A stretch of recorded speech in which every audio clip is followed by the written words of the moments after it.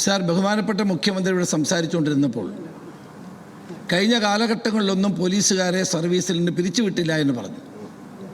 വാസ്തവവിരുദ്ധമായ കാര്യമാണ് സാർ. ഈ പോലീസുകാരെ പിരിച്ചുവിടുന്നത് എങ്ങനെയുള്ളതാണ്? കറപ്ഷന്, വിജിലൻസ് കോടതി ശിക്ഷിച്ചവർ തുടങ്ങിയിട്ടുള്ള നിരവധി കേസുകളിൽ പ്രതികളായിട്ടുള്ളവർ എല്ലാ ഭരണകാലത്തും പോലീസിൽ ഈ നടപടി ഉണ്ടായിട്ടുണ്ട്.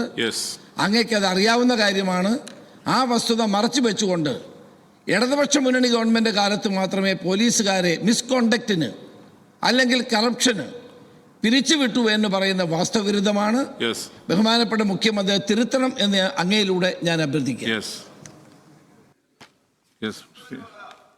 അതില് ഞാൻ അദ്ദേഹത്തെ കാര്യങ്ങൾ ബോധ്യപ്പെടുത്താം നിശ്ചിതമായിട്ട് എന്താണ് സംഭവിച്ചത്, അതും ഇതും തമ്മിലുള്ള വ്യത്യാസം എന്താണെന്ന് ഞങ്ങൾ തമ്മിൽ പറഞ്ഞോളാം.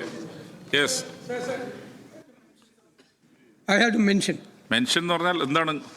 അതെന്താ ഞാൻ ചോദിക്കുന്നത്? ഒന്നുമില്ല, എന്താണ് പറഞ്ഞോള്? അതാ പറയാൻ പോകുന്നല്ലേ. അങ്ങനെ ഒരു റൈറ്റ് എനിക്കില്ല. പറഞ്ഞോ അങ്ങ് കാം ഡൗൺ. പറഞ്ഞോ. എനിക്കൊരു റൈറ്റ് ഉണ്ടല്ലോ.